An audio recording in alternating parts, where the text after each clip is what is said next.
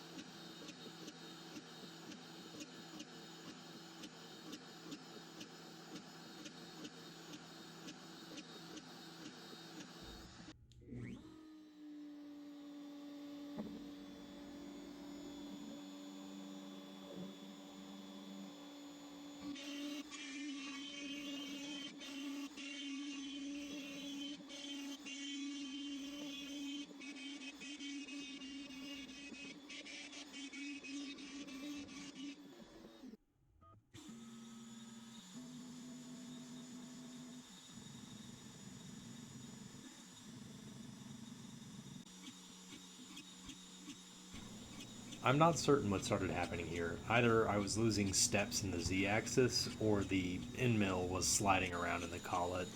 The holes weren't making it all the way through, and I tried to adjust it manually.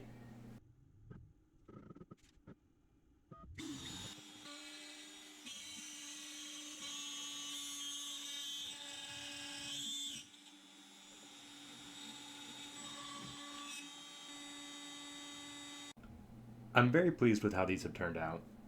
I've put them through some paces on other CNC projects I have going, and they're a lot easier to use than the previous iteration. They're thinner, so I get back some verticality. They look a lot nicer without the plastic finish.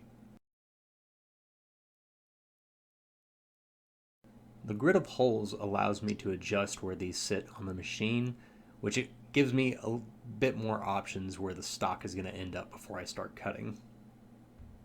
All in all, great addition.